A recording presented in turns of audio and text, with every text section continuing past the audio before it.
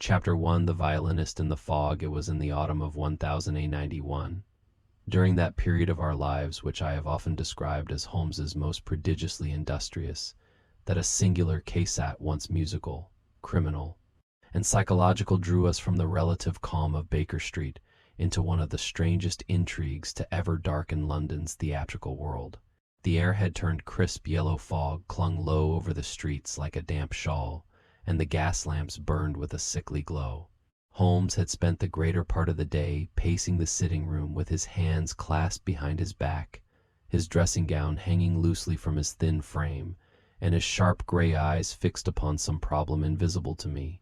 "It is remarkable, Watson," he said at last, pausing before the fire, "how many men may live a lifetime amidst music and yet remain entirely deaf to the subtle discords that lie beneath its surface." I looked up from the Times, where the usual columns of political scandal and colonial dispatches had failed to stir my interest. "You refer to musicians, Holmes? Musicians?" "No," he replied, turning to the violin which lay upon the mantelpiece. "I refer to criminals." Before I could inquire further into this curious remark, the familiar rattle of wheels upon Baker Street signaled the arrival of a hansom cab. A moment later, Mrs. Hudson's discreet knock preceded the opening of our door.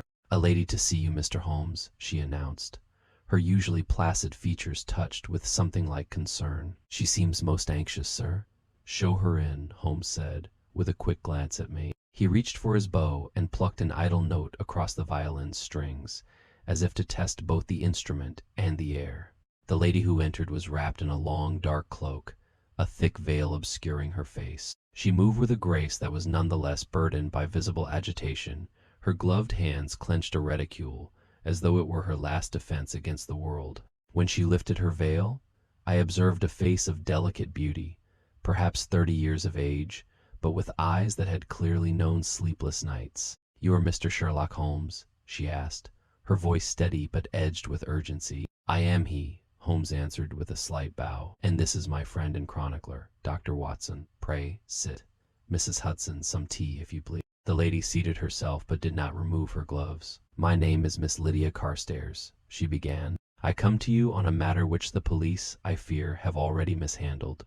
They say the matter is simple, but I know in my heart it is not." Holmes leaned forward, fingers steepled. "Pray, enlighten us." She drew a breath. "I am the principal violinist with the Royal London Philharmonic. For the last 5 years I have performed with them at Covent Garden, the Empire Hall, and most recently at St. James's Theatre. Our autumn program has been widely publicized. 2 nights ago, during the interval of our performance, my violin was stolen from my dressing room." Holmes's expression remained unreadable, but his eyes sharpened. "A stolen violin, Miss Carstairs, would hardly bring a lady to Baker Street with such a visible alarm. There is something more." She nodded quickly. "Yes." The violin was no ordinary instrument. It was a Stradivarius known to the music world as the hollow violin. Its tone is unique. Some say it carries within it a resonance unlike any other. It belonged to my late father, who was himself a noted violinist. I have played it since girlhood. To lose it would be her voice faltered, like losing a part of my very soul. I could not help but feel sympathy for her plight, for any man who has known an artist's attachment to their instrument understands the intimacy of such a bond. "The police," she continued, regaining composure, "have arrested Mr. Albert Granger, our second violinist. They say they found a pawn ticket in his coat pocket, bearing a description that matches my violin. But Mr. Granger is a kind, timid man utterly incapable of such theft. I believe he has been made a scapegoat." Holmes closed his eyes for a brief moment, then rose and crossed to the window. The fog was thicker now, blurring the outlines of the buildings opposite. "Tell me," he said without turning, "who had access to your dressing room during the interval?" "Almost no one. Only stagehands, performers." And she hesitated. "The conductor, Maestro Bellini." "Bellini," Holmes repeated softly, as though turning a coin between his fingers. "An Italian?" "Yes. Giancarlo Bellini. He has been with us only 6 months, but he has already transformed the orchestra. He is brilliant, yet there is something about him I do not trust." Holmes returned to his chair and regarded her intently. "What of Mr. Granger? What motive would he have to pawn the violin?" "None that I can imagine. He is poor, yes, but devoted to the orchestra. He reveres my father's legacy." I cannot believe he would do this. Holmes reached for his notebook and began jotting rapid, concise notes. When is the next performance? Tomorrow evening. The violin has not yet been recovered. The manager has threatened to replace me should I fail to produce it by then. Holmes rose abruptly and paced the room. Watson, do you recall the case of the Red-Headed League? I started. Of course. Then you will appreciate, he said with a thin smile, that appearances, especially obvious ones, are often engineered for the benefit of the slow-witted. Scotland Yard, bless their plodding hearts, is seldom immune to the theatrical. Miss Carstairs leaned forward. Then you will take the case? Holmes turned to her with sudden, decisive energy. I shall examine the theater tonight. If you would be so kind as to arrange my unobtrusive entrance, I believe we may yet recover your violin and unmask a more subtle villain than the unfortunate Mr. Granger. Her eyes lit with hope for the first time. I can arrange it easily. The doorman knows me well. I shall meet you at the stage entrance at 8 o'clock. Excellent. And one last question, Miss Carstairs. Why is it called the hollow violin? She hesitated. Because my father always claimed it possessed a secret. He said there was something within it, something only he knew. But he died before he could tell me what it was. Holmes's eyes gleamed. Ah, he murmured. Then we may be dealing with something more than theft. When she had departed, Holmes stood at the hearth, his gaze fixed upon the flames. A stolen violin? A pawn ticket too conveniently found, and a conductor newly arrived from abroad. He mused aloud. Watson, I have the feeling this will not prove to be an ordinary theft. You think Granger innocent? I think, Holmes replied, drawing his bow lightly across the violin strings, that whoever stole that instrument understands more than music. They understand misdirection. The sound hung in the room a single, resonant note that seemed to vibrate with some hidden truth. Outside, the fog thickened, and the lamps of Baker Street flickered like watchful eyes. Chapter the second. The curtain rises. At St. James's, the next evening found us driving through a fog that moved in soft, gray billows, at once muffling the clatter of the cab and haloing each street lamp with a pale aureole. There are nights in London when the city seems to dream, and this was one of them, a somnolence, from which, I knew, Sherlock Holmes delighted to rouse it by a twitch of some hidden thread. We alighted at the stage door of St. James's a few minutes before the appointed hour. The brass plate, dulled by the breath of the night, glinted faintly beneath a single lamp. A stout fellow in a pea coat, his shoulders a little bowed, as if from many winters, at his post opened to Holmes's soft knock. He had the curious habit of lubberly men. His jaw worked for a second before speech emerged. Good evening, sir. Miss Carstairs expects you. Holmes's gaze dropped, all in an instant, to the man's boots. You have been limping, Mr. Dorman, pardon me. Your name? Pritchard, sir. Tom Pritchard. Pritchard, Holmes repeated amiably. An old break to the second metatarsal of the left foot. You boxed as a youth sparring, not prize, or you would not carry the ear so nicely. And you have given up your pipe for the last 6 weeks. Pritchard blinked and let out a short laugh. Well now, sir, that's the oddest way I've been told I'm a reformed man. The doc said the foot D never be right after a fall in the musand. As for the pipe, the missus doesn't like the smell. A prudent woman, Holmes murmured. If all men took as kindly to their wives' wisdom, the world would furnish less work to policemen and consulting detectives alike. He gave the fellow a coin that, judging from the sudden gratitude in Pritchard's eye, was of the generous order. We shall see, Miss Carstairs. We stepped inside, exchanging the stifled hush of the fog for the confined hush peculiar to theaters, when no audience sits in judgment. The very boards seemed to listen. From somewhere in the labyrinth came the soft knock of a hammer far off. A run of scales from a flute quivered, then died. There was a scent of old curtains of dust, glue, rosin, and the faintest impression of grease paint belonging to the place, as naturally as incense to a chapel. Miss Lydia Carstairs awaited us near the foot of a narrow staircase leading to the dressing rooms. If the previous night's anxieties had not entirely left her, yet they had lent her a resolution that I admired. She greeted Holmes with a firm pressure of the hand and an expression of measured hope. Mr. Holmes, Dr. Watson, thank you for coming. I have persuaded the manager to grant you every courtesy, though I fear you will find him a trifle reluctant where the reputation of the house is concerned.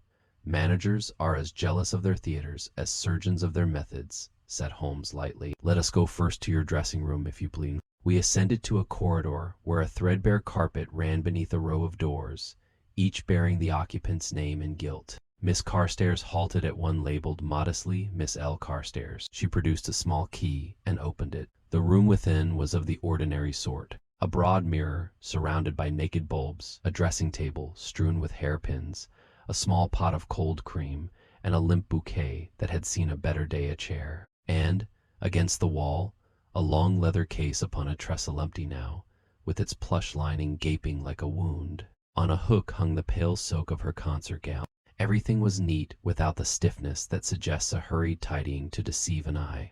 Yet I had come to know that there is no tidiness capable of deceiving Holmes. He stood for a long minute without moving, eyes half-lidded, the nostrils slightly dilated. Then, rousing, he went to the case and ran a long finger along the nap of the lining, crouched by the trestle on which it rested, measured with his gaze the distance to the dressing table. Then, rising, he drew a small glass from his pocket and examined the keyhole to the door. Was the door locked when you left for the interval, Miss Carstairs?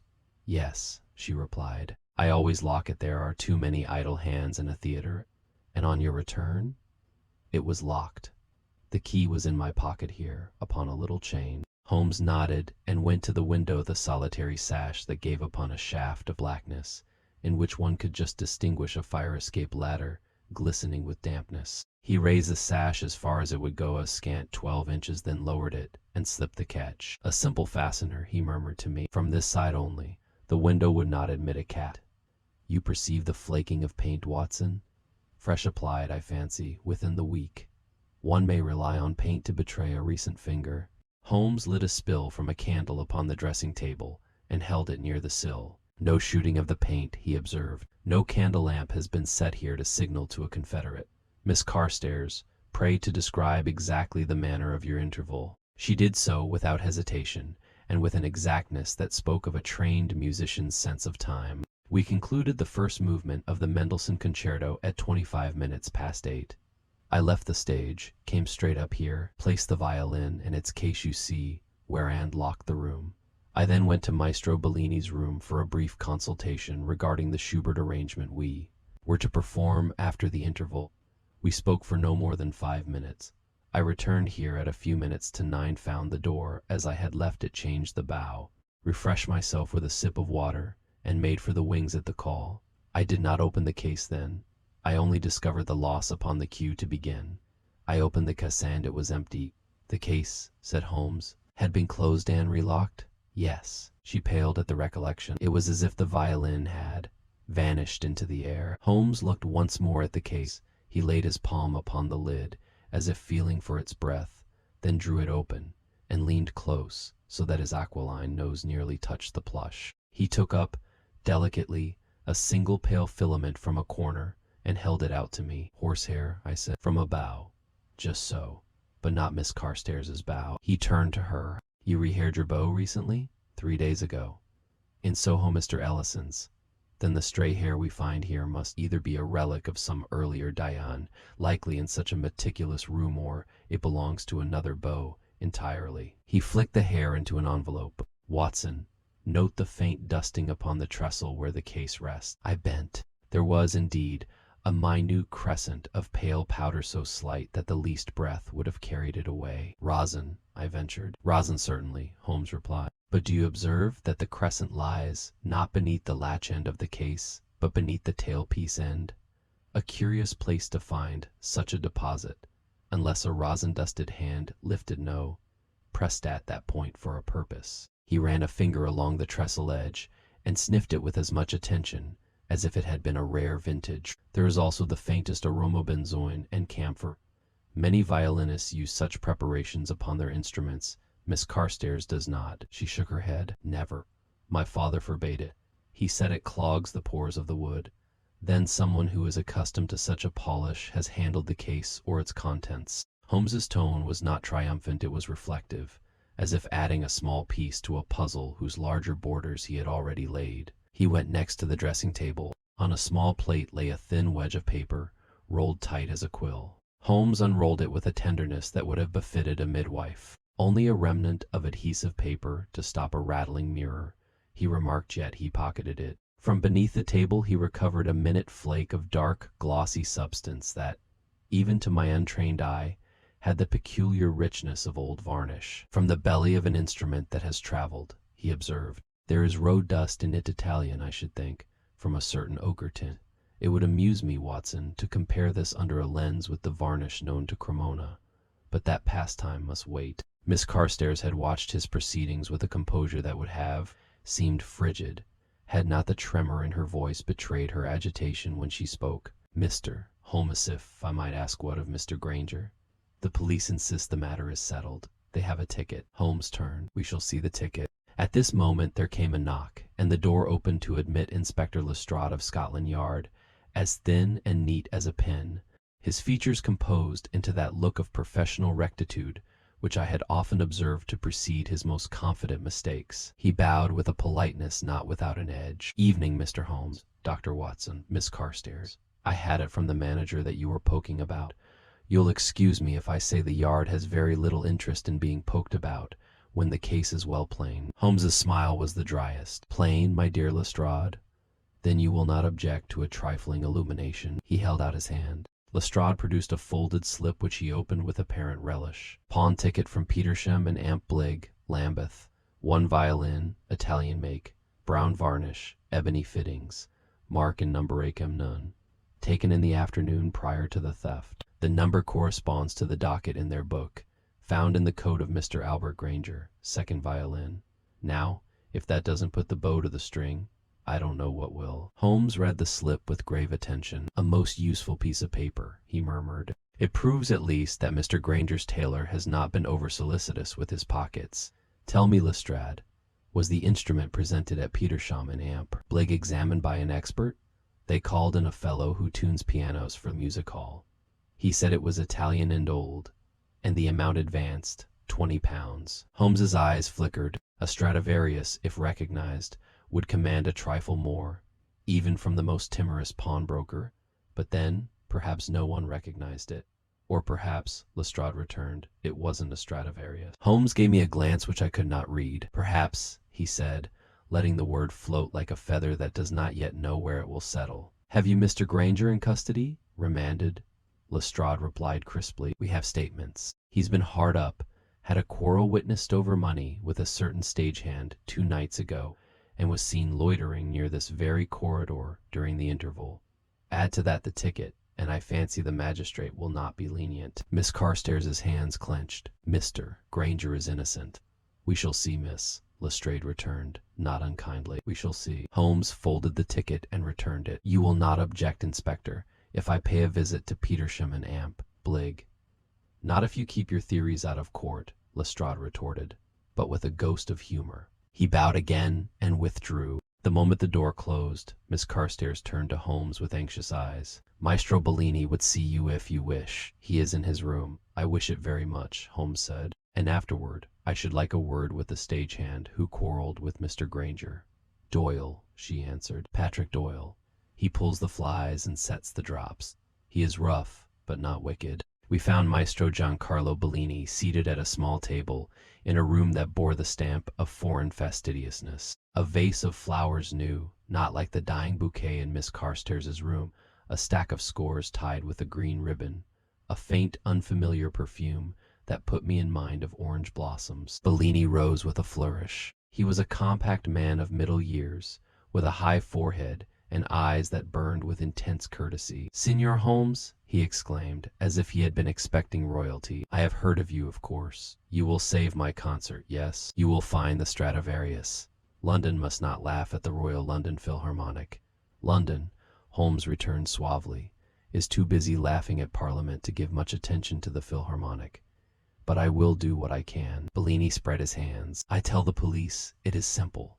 The little man, how you say, the 2nd violin, he takes it. They find the ticket. What more? What more indeed? Holmes echoed, with that air of languid acquiescence which I had come to recognize as the prelude to his most troublesome questions. You saw Miss Carstairs during the interval? But of course, we speak of Schubert. She is angry at my tempo. She thinks I rushed the adagietto. He smiled, showing fine teeth. I am right, naturally. She is a proud artist. It is nothing. For 5 minutes, Holmes said, consulting his watch with idle interest. "You smoke, maestro?" He seemed amused. "No." The throat. He touched the base of his neck with an expressive gesture. "For a conductor, it is the capital." Holmes's nostrils moved almost imperceptibly. "Then your room owes its aroma to your visitors. Egyptian, if I am not mistaken." He swept the room with a perfunctory look and added, "May I trouble you for last night's program?" Bellini fetched a neat card. Holmes studied the timings printed at the foot. "Interval, 15 minutes," he mused. "Curious. Miss Carstairs made it nearly 25 from the end of the first movement to the beginning of the second half. Ah, but then the encore you permitted the tenor would lengthen the pause." He folded the program. "Thank you, maestro. Pray do not permit yourself to be laughed at by London. It has a poor sense of humor." We took our leave of the conductor and sought the under regions, where the machinery of enchantment is laid bare. Patrick Doyle, when we found him, was hauling a drop, his corded arms performing their labor with a surly efficiency. He was a red-headed Irishman of the type one meets among dockers, good-humored by nature, ill-tempered by circumstance. "You're the detective," he announced, letting the rope down with a thud and wiping his hands on his trousers. "Well, you won't find the fiddle down air. I'd 'ear it sing if it were." "You quarreled with Mr. Granger," Holmes said, without preamble. "'Tweren't a quarrel. He owed me 2 bob, and I fancied I'd like to eat that day. I took a tone, maybe." He took a tone back. "No harm in it. You saw him during the interval? Loiterin' near the corridor, like they say?" "Faith, he was in the wings, starin' at the floorboards like he'd never seen 'em. He's a mopey sort, is Granger. But a thief? No, sir. He keeps his few coins in a handkerchief tied twice over. A man like that doesn't carry a 20-pound pawn." Holmes regarded him kindly. "A sound observation. Do you smoke, Mr. Doyle?" "I do." He produced a packet. "Virginia leaf, not Egyptian," Holmes remarked, and returned the packet. "Thank you.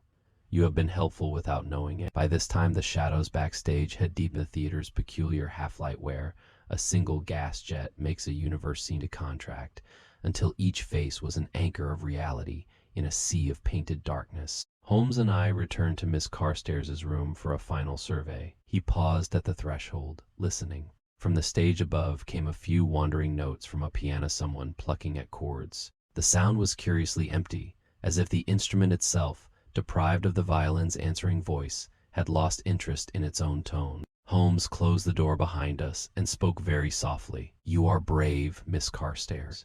The ordeal of this evening must have been severe."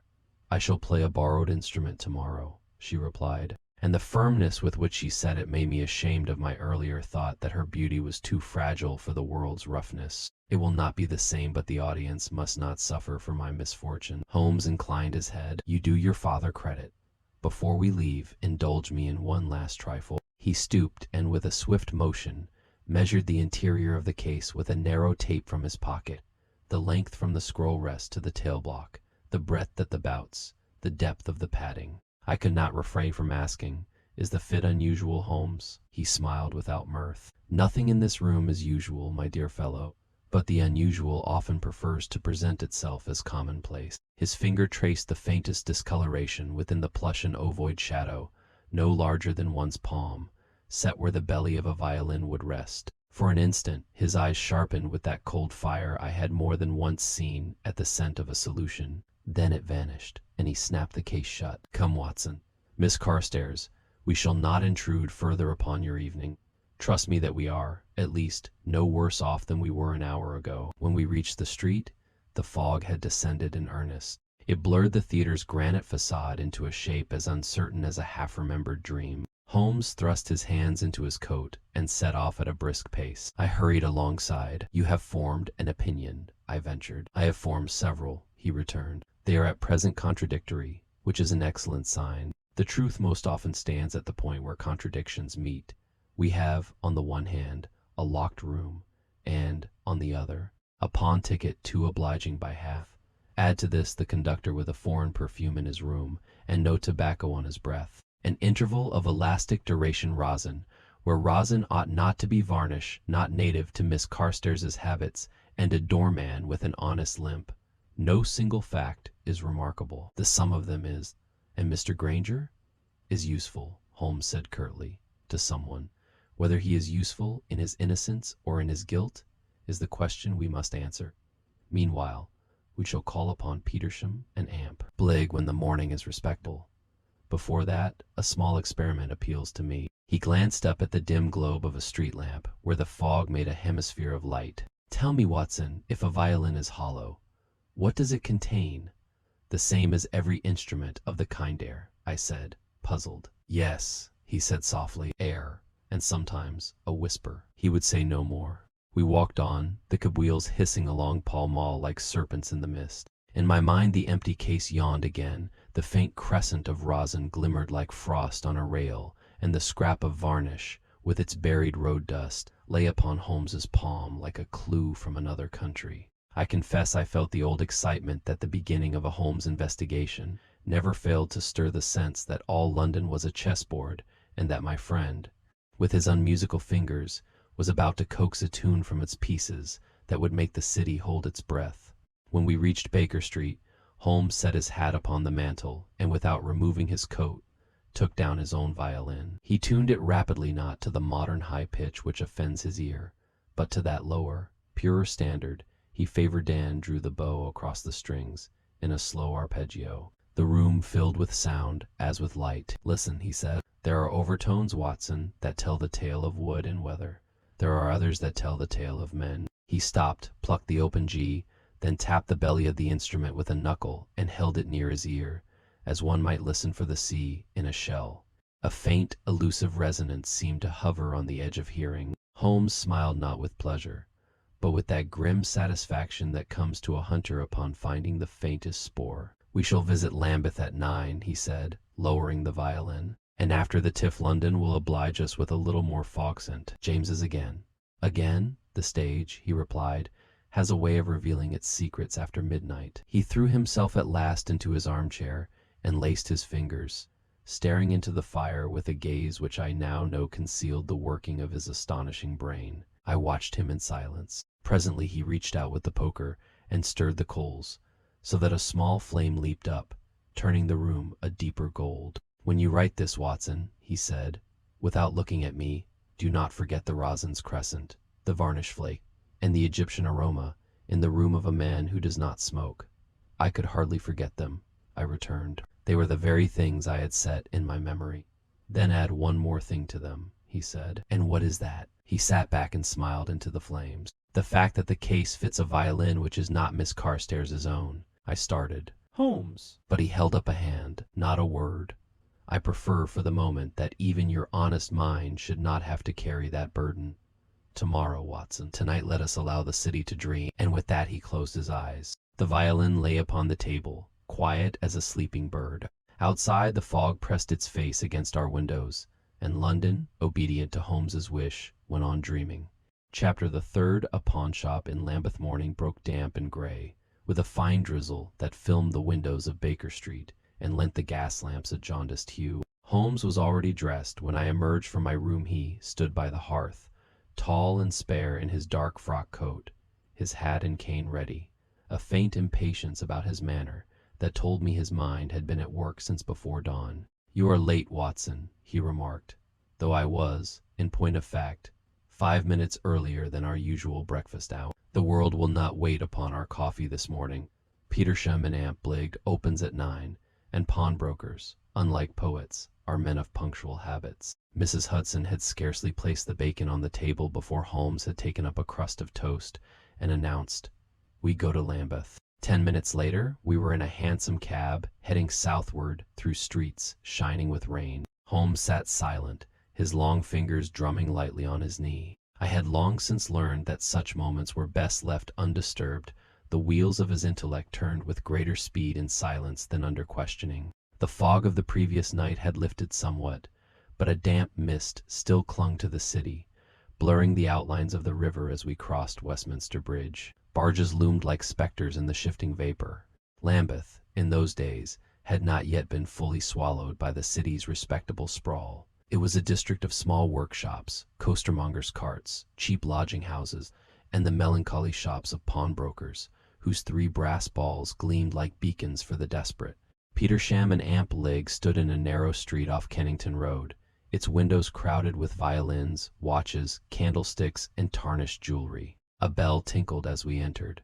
announcing us to a man whose precise, clean-shaven appearance marked him as Mr. Bligg himself. He was a neat, bird-like fellow with sharp eyes and hands that moved as if counting coins even when they held nothing. "Good morning, gentlemen," he said, with the practiced civility of his trade. "May I serve you?"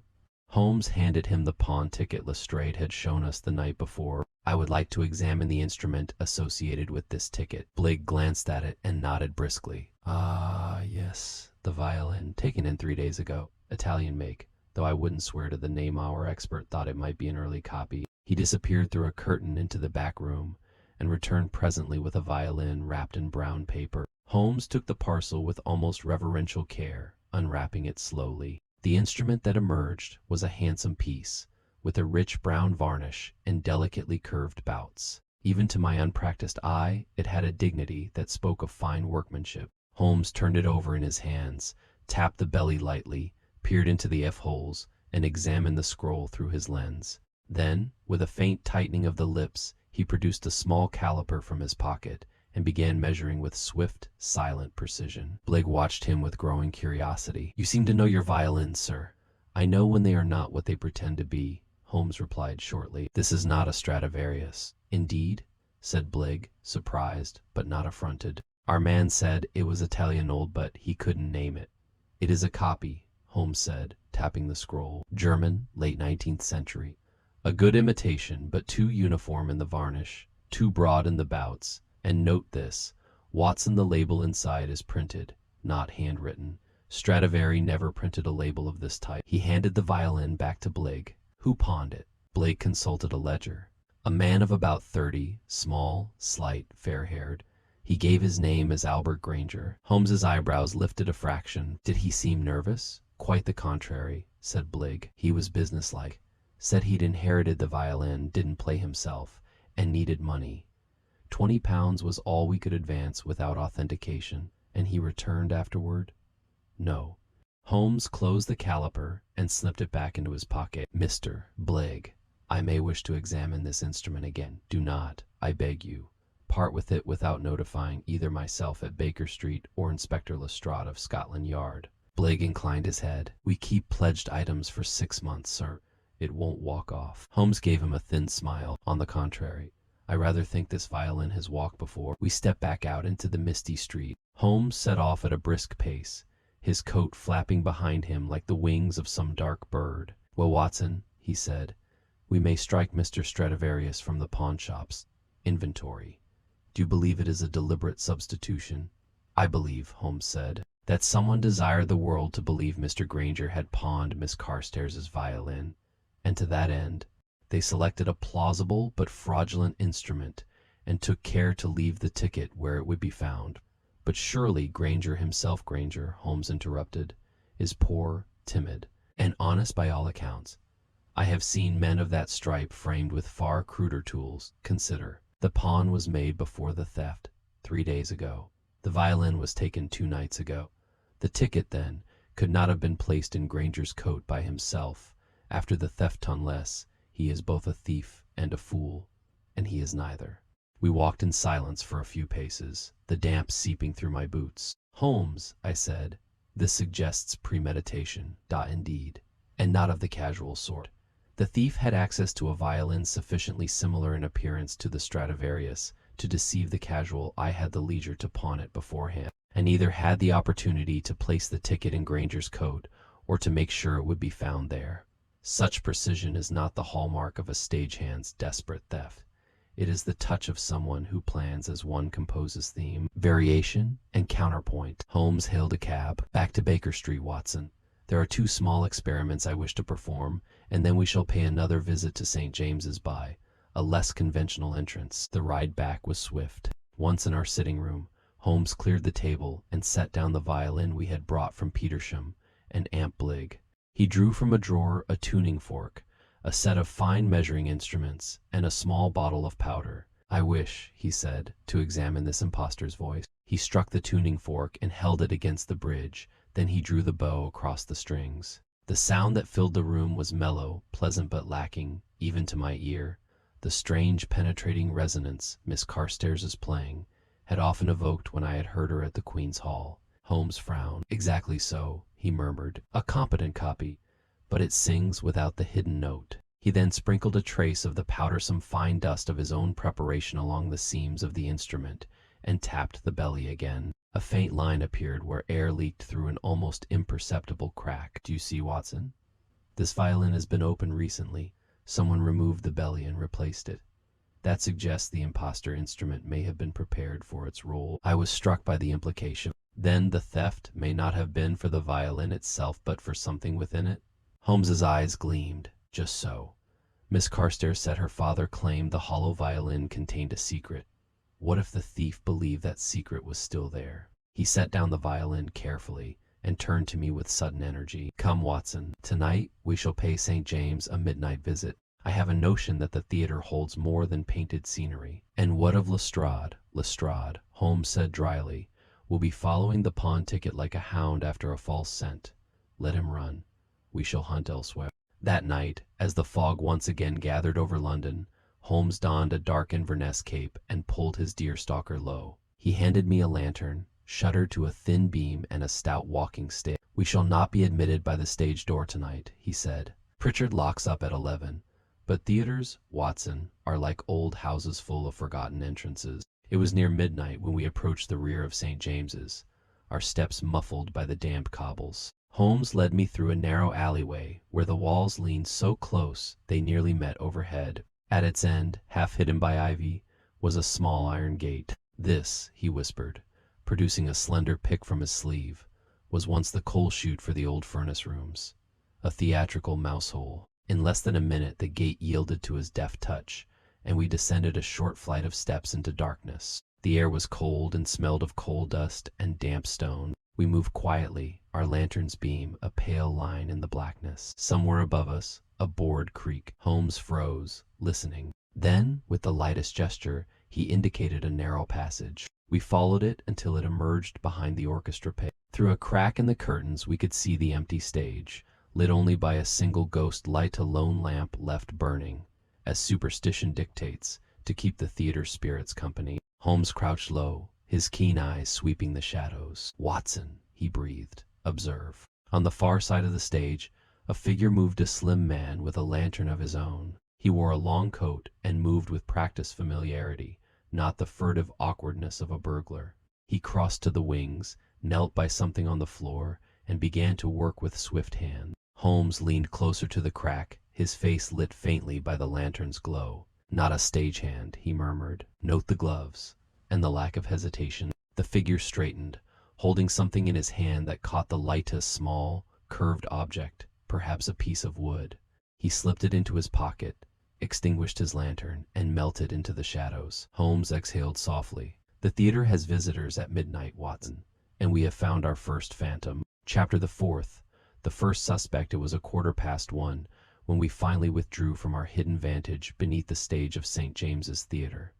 The image of that shadowy midnight figure still vivid in my mind. The fog outside was thicker than before, curling like smoke through the alley, as Holmes led us silently back toward Baker Street. He had uttered scarcely a word since we left the theater, save for a terse, "We have him, Watson, if only in silhouette." By the time we reached home, the first faint light of dawn was filtering through the eastern sky, gray and chill. Holmes did not seek his bed.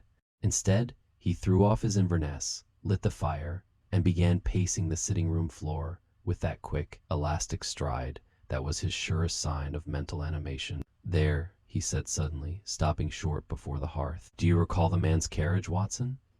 Not the face, for the light was against us, but the manner of his movement. "Yes," I replied, thinking back to the scene. He moved with assurance, not like a common thief. "Precisely," Holmes said, his eyes gleaming. "The stage has its own breed of nocturnal creature, Watson. A burglar in a theater would tread lightly, uncertain of the ground.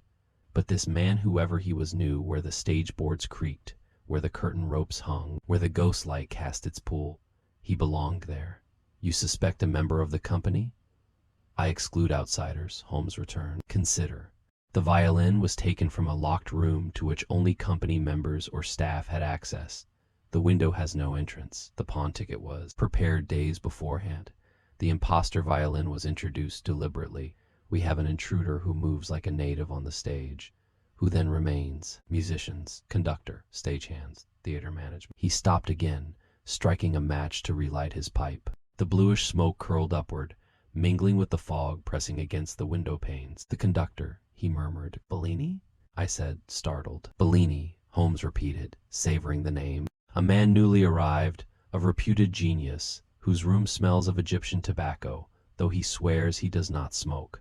Who extends the interval with an encore, thereby affording time for a crime that requires more than mere snatching, and whose manner is that of a man accustomed to command a stage after the musicians depart. I hesitated, but he is a respected conductor, surely. Holmes cut me off with a wry smile. Watson, I have long since learned that the most respectable men commit the most interesting crimes.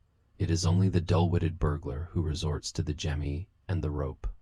The subtle rogue prefers the violin case and the interval bell. He seated himself at last, leaning back, pipe in hand, the smoke wreathing his lean feature. Tomorrow, or rather, today, we shall pay Maestro Bellini another visit, but not as guests. Before I could question him further, Holmes stretched out on the settee, pulled a rug over himself, and closed his eyes with the abruptness of a man who can command sleep at will. I, being less disciplined, lay awake in my room for some time, my mind turning over the midnight figure, the open violin, and the conductor's brilliant, watchful eyes. An unwelcome caller by late morning.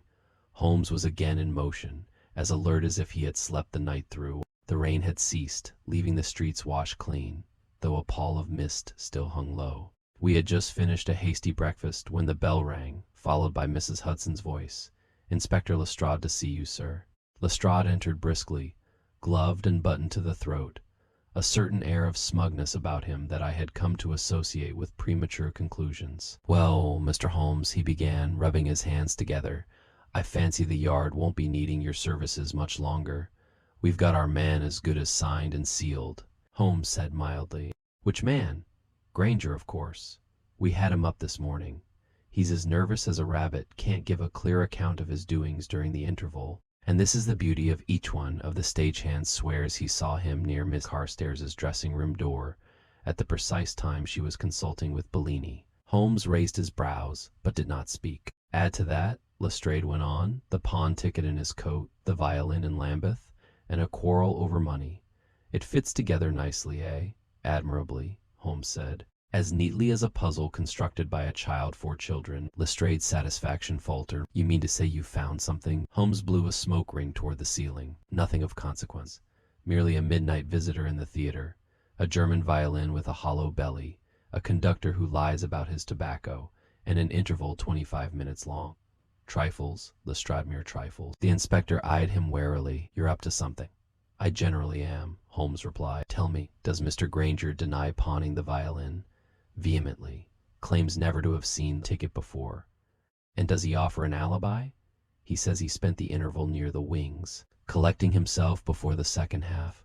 Several stagehands saw him wandering." Holmes tapped his pipe against the grate. "Then he is guilty of indecision, not theft. Let me know before you put him before a magistrate, Lestrade. I should hate for the Yard to be embarrassed." Lestrade sniffed. "We'll see whose theory holds water. Good day, Mr. Holmes." When he had gone, Holmes turned to me. "It is always instructive to observe how a man clings to the obvious, like a drowning sailor to a plank, never realizing the plank floats, because the tide supports it. Lestrade has his plank. We shall follow the tide." Bellini under the glass that afternoon found us once more in the vicinity of St. James's, though not at the front entrance. Holmes had sent a note ahead, requesting a brief musical consultation with Maestro Bellini. The conductor received us in the same elegantly arranged room, his manner suave but faintly guarded. "Signor Holmes," he cried, gesturing us to chairs. "What news? Have you found the violin?" Holmes inclined his head. "Not yet, Maestro, but we draw nearer. There are one or two little matters I wish to clarify, of course." Bellini spread his hands graciously. Holmes's questions began innocuously enough details of the program, rehearsal timings, changes to the interval. Bellini answered smoothly, his expressive hands punctuating his replies. But gradually Holmes's inquiries grew sharper. "You extended the interval by nearly 10 minutes, Maestro," he said at length. "Why?" Bellini looked surprised. "Because the tenor demanded his encore, and the audience insisted." "You were there." "I was not," Holmes replied coolly, but I have the printed program. It does not list an encore. Bellini smiled, a trace too quickly. Ah, then, it was a spontaneous ovation. Holmes regarded him with a long, level gaze. You do not smoke, maestro, and yet your room smells distinctly of Egyptian cigarettes. Bellini shrugged. Perhaps the stagehands, or the manager. Many visitors. Perhaps, Holmes said. And perhaps it is also a visitor who walks the stage at midnight. For the briefest instant, a flicker passed across Bellini's face, surprise, swiftly masked by polished courtesy. Midnight? I do not understand. Holmes rose. No matter. We shall find out soon enough. I thank you for your time, maestro. I trust you will not leave London until this matter is resolved. Bellini spread his hands again. I am at your disposal, Signor Holmes. Outside, I caught Holmes's arm. You were baiting him. Merely observing the effect of a pebble thrown into a still pond, Holmes said. The ripples were instructive. A motive in plain sight back in Baker Street. As the afternoon faded into a sullen evening, Holmes unfolded the day's newspaper. His eye fell upon a small notice in the Morning Post, buried among the musical announcements. Maestro Giancarlo Bellini will shortly embark on a European tour, commencing in Vienna. The Royal London Philharmonic bids him farewell after the present season. Holmes tapped the notice. There, Watson, the maestro is not long for London. What better time to remove a valuable violin, perhaps containing a hidden secret, and vanish abroad before the dust settles? But surely, I protested, he would not risk his reputation. Reputation, Holmes interrupted, is precisely what enables a clever man to act without suspicion. It is the perfect mask. He leaned forward, fingers steepled. Do you not see? Bellini extends the interval. Miss Carstairs leaves her violin. Lock the impostor instrument is already pawned under Granger's name. Someone enters the room with a key, or a duplicate removes the Stradivarius, replaces it with nothing, locks the door, and disappears. Later, the false pawn ticket incriminates Granger. Meanwhile, Bellini has both motive and opportunity. I frowned. And the midnight figure? Holmes smiled thinly. We shall know his face soon enough. Tonight, Watson, we return to the theater. But this time, we shall not merely watch, we shall follow. The fog rolled in again as the evening deepened, laying its soft hand over London's roofs and spires. As we prepared to leave, Holmes checked his revolver, a precaution he seldom neglected when confronting criminals who might, when unmasked, resort to violence. Watson, he said quietly as we stepped into the swirling mist, every case has its first suspect. Often he is guilty only of being obvious. Sometimes he is the villain himself. Bellini interests me because he is neither too obvious nor too dull. And it is in that fertile middle ground that crime most often flourishes. And with that, we descended the stairs and vanished into the fog, toward the waiting darkness of St. James's Theatre.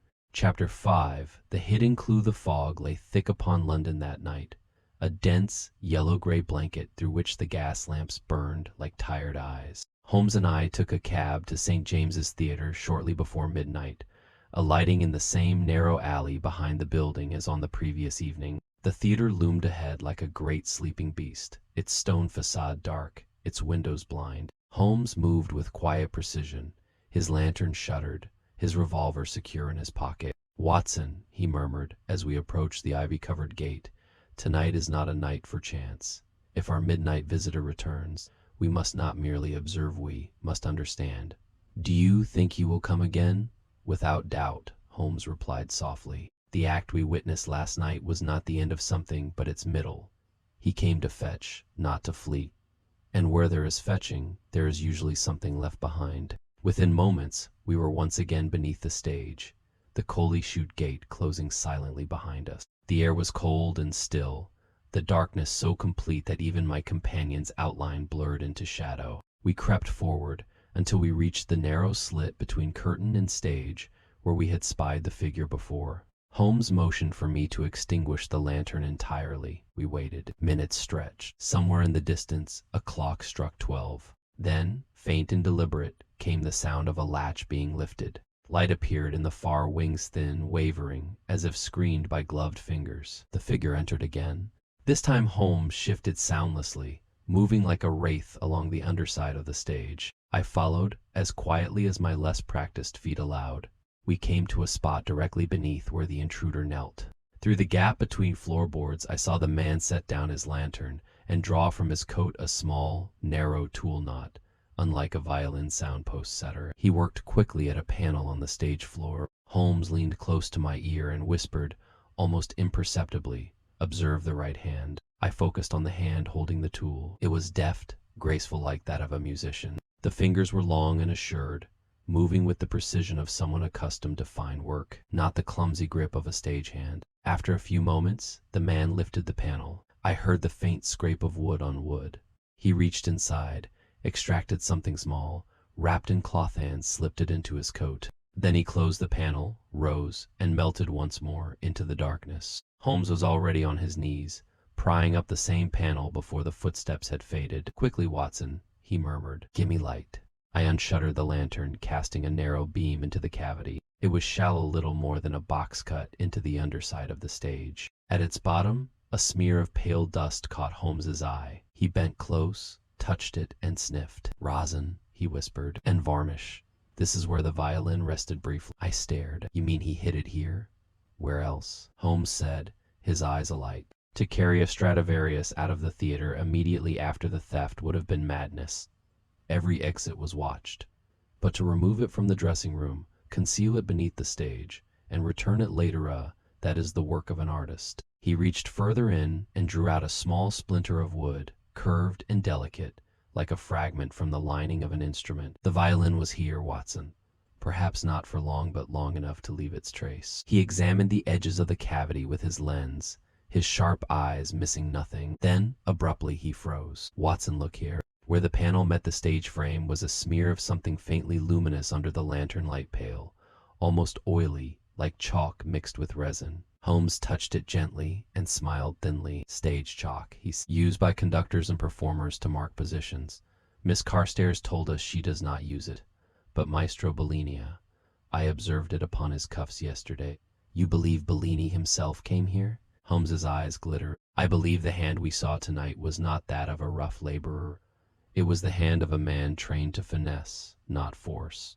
A conductor or a violinist, one accustomed to working before an audience, not behind it." An unexpected interruption. Our inspection was interrupted by the distant sound of keys jangling and a door opening. Pritchard, the doorman, making his rounds earlier than expected. Holmes snapped the panel back into place, extinguished the lantern, and pulled me into the shadows beneath the orchestra pit. The beam of Pritchard's lamp cut through the darkness as he shuffled through the theater. He paused on stage, squinting into the gloom, then muttered something to himself and disappeared into the wings. When his footsteps faded, Holmes exhaled softly. "Fortune smiles," he whispered. "We have our hidden cachet, the chalk." We slipped out the way we had come, emerging into the foggy alley once more. The chalk and the key back at Baker Street, the fragment of wood, and the chalk smear were laid carefully on the table like relics. Holmes regarded them as a priest might regard sacred bones.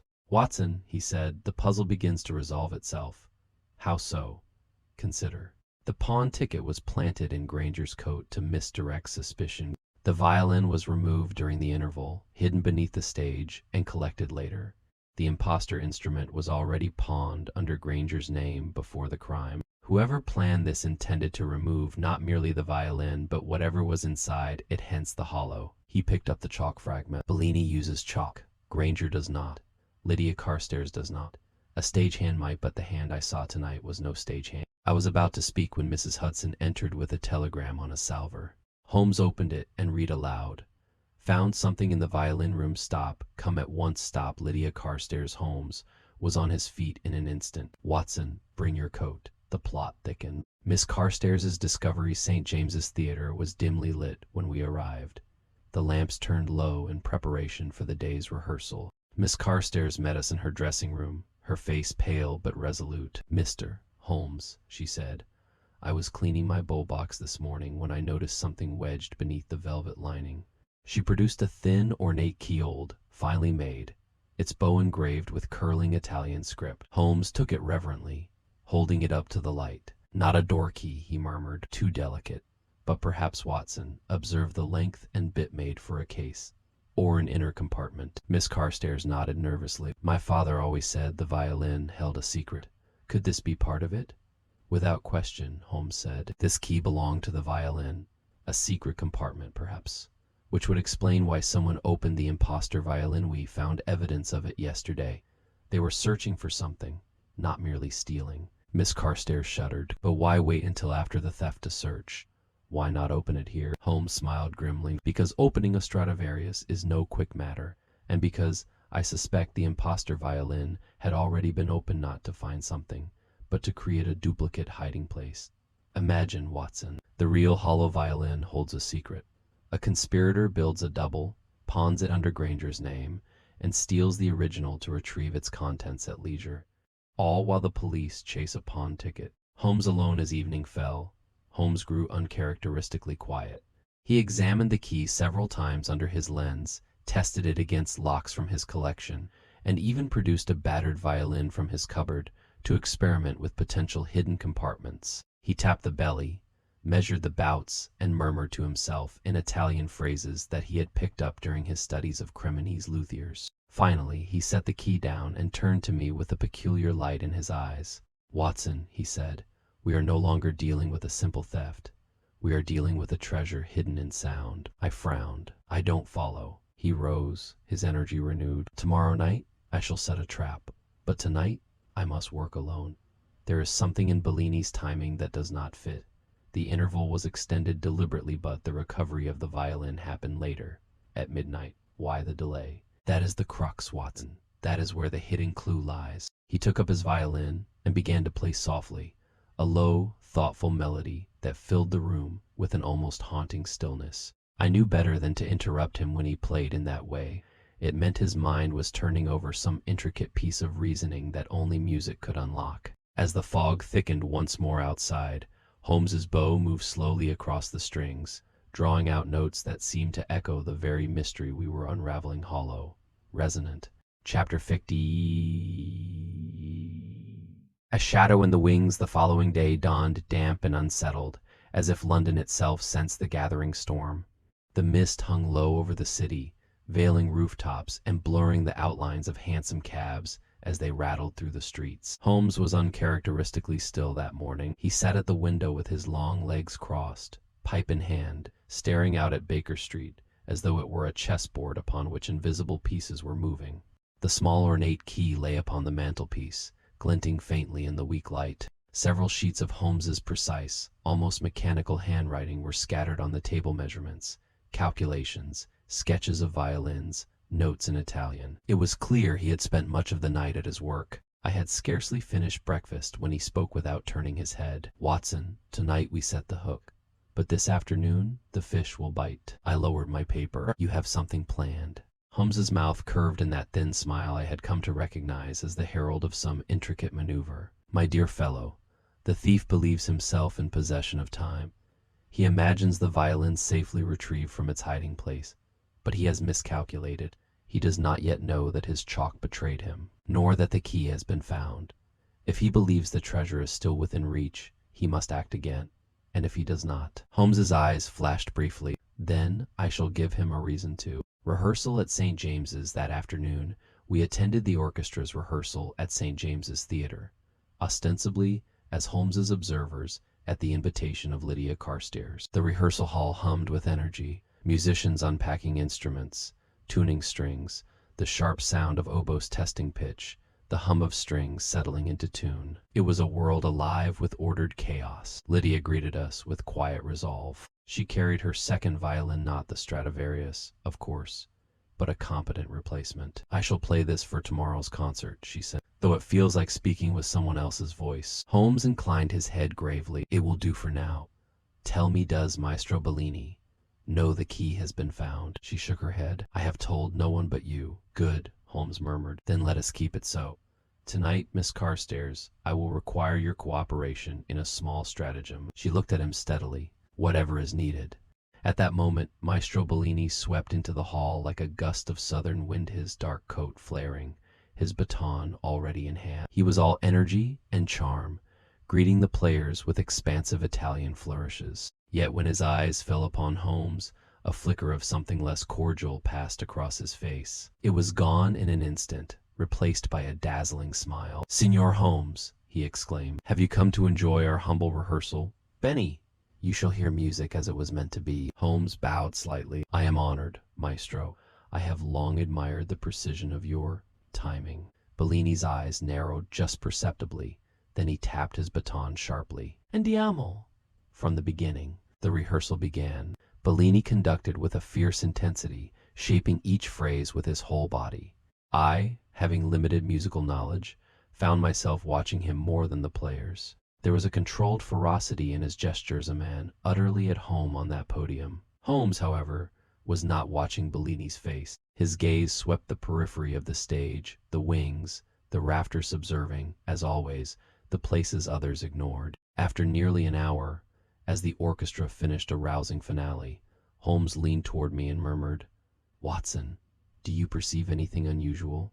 "Nothing apart from Bellini's theatricality," I whispered back. He gave a slight nod toward the wings. There, near the stage door. I followed his gaze. In the shadowy recess, just beyond the light of the footlamps, stood a figure I recognized only vaguely, a burly man with a shock of red hair. Patrick Doyle, the stagehand. He was watching not the musicians, but Bellini. His brow was furrowed, his arms crossed tightly. There was suspicion in his stance. "Interesting," Holmes murmured. "Our Irish friend keeps unusual vigils." A sudden disappearance. Rehearsal ended with the usual bustle, musicians packing up, Bellini issuing final instructions, Lydia lingering to speak with Holmes. I stepped into the corridor for a moment to fetch my coat, and when I returned, Lydia's face was pale. "Mr.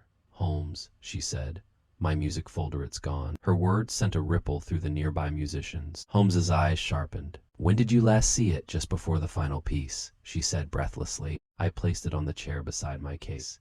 It contained my annotated score and the duplicate key I made this morning, in case the original was lost. Holmes straightened at once. "A duplicate key? You fail to mention this." I thought it wise," Lydia stammered. In case the thief returned," Holmes finished grimly. "And now he has it." We spread out, searching the immediate area, but the folder had vanished utterly. Holmes questioned several musicians, who recalled seeing it on the chair but noticed nothing unusual afterward. Patrick Doyle swore he had not left the wings during the rehearsal. Bellini expressed outrage at the theft in broad daylight, declaring that he would have every room searched. Holmes listened to it all without comment, his face unreadable. At last he turned to Lydia and spoke in a low voice. "This is not a disaster. It is confirmation." "Of what?" "That our thief acts boldly and within this very circle," Holmes said. "He knows the theater too well to be a stranger. He has the key now, though, thankfully, not the secret it unlocks." The second incident, it was shortly after dusk, when the second incident occurred, swift, silent, and nearly fatal. Lydia had retired to her dressing room to gather her belongings before leaving for the evening. Holmes and I were preparing to follow her when a scream rang, a sharp, terrified cry that echoed through the empty theater. We rushed down the corridor, bursting into her dressing room. Lydia stood against the wall, pale and shaking, pointing toward the window. The sash was flung wide open. The paint flakes Holmes had noted days earlier were freshened with new scratches, and the latch hung broken. I heard the noise and turned. Lydia gasped. A man, he was climbing through the window. I screamed, and he fled. Holmes crossed to the window in 3 strides. Outside lay the narrow iron fire escape, slick with mist. "He did not come to enter, Watson," he said. "He came to reach." He leaned out cautiously, examining the ironwork. There, caught in a flaking patch of paint, was a small fragment of black cloth, coarse, stade issue material, of the sort worn by backstage crew. Holmes pocketed it. Our thief grows bold. First the folder, now a near intrusion. He is becoming desperate. Good, good, I exclaimed. "Yes," Holmes said calmly. "Desperation makes men careless, and careless men reveal themselves." Holmes's plan that night, back at Baker Street, Holmes laid out his strategy with the precision of a general before a siege. On the table lay the key, Lydia's replacement violin, and a sketch of the theater's interior with a network of markings. "Watson," he said, "the enemy believes himself unseen. He has the duplicate key, and will attempt to use it soon. We shall give him every opportunity under our watch." He tapped the sketch with his forefinger. "Tomorrow night, after the performance, the theater will be empty. The violin case will be left in Miss Carstairs' room, locked, of course, with something rather more interesting inside. We will station ourselves in the wings, near the fire escape, and wait. And if he comes armed—" Holmes's mouth twitched. "Then you, my dear Watson, will prove once again why I never regret bringing my revolver." I could not help but feel a familiar thrill at the prospect, the old excitement that came whenever Holmes prepared to spring his net. Yet even then, as the fog pressed against our windows and the fire crackled low, I could not shake the image of that figure in the wings, nor the knowledge that he now possessed a key that had once been her father's. Holmes leaned back, his eyes gleaming. The game quickens, Watson. Tonight a folder, tomorrow perhaps a life. But the shadow in the wings will soon find the spotlight turned upon him. Chapter The seventh misdirection deepens. London awoke the next morning to a raw wind that whipped the fog into restless tatters. Holmes, however, was already up before dawn, as was his habit when a case approached its critical juncture. I found him at the table, dressed in his customary dark suit, poring over a map of St. James's Theatre with such intensity that he did not at first notice my entrance. Red pencil marked the corridors, the wings, the fire escape, and several points beneath the stage. Beside the map lay the delicate Italian key, its ornate bow catching the pale morning light, and a small black cloth fragment evidence of the previous night's attempted intrusion. Holmes's eyes, sharp as a hawk's, flicked between these tokens and the theater sketch with mechanical precision. "Watson," he said at last, without looking up, "the stage is set. All that remains is for our actor to enter. You are convinced he will come?" "I have seldom been more certain of anything," Holmes replied. "He believes he has both the means and the opportunity. He has the duplicate key. He has the knowledge of the theater's structure. And, most importantly, he thinks we are chasing Granger and a pawn ticket." He finally looked up, his gaze gleaming. "And indeed, Watson, so is Scotland Yard. Lestrade's net by mid-morning." Inspector Lestrade appeared at Baker Street, as brisk and buttoned as ever, but carrying with him an air of quiet triumph. "Well, Mr. Holmes," he began, rubbing his hands together, "the Yard has decided to move. We're bringing Granger before the magistrate tomorrow." Holmes, lounging in his armchair with deceptive languor, blew a smoke ring. "On what new evidence?" Lestrade tapped his breast pocket. "On what you might call the clincher. One of the stagehands came forward this morning. Said he saw Granger skulking by Miss Carstairs' door not once, but twice during the interval on the night of the theft. The first time when she went to speak to Bellini, the second time just before she returned." Holmes raised his brows. "Ah!" A witness appeared after several days of silence. How convenient. Lestrade either did not catch the irony or chose to ignore it. "And there's more. The pawnshop fellow identified Granger from a photograph. Says he's the same slight, fair-haired chap who pawned the violin." I started, but Holmes proved that the violin was a German copy. Lestrade waved this away. "A fiddle's a fiddle to a pawnbroker. The point is, Granger's got motive, means, and opportunity.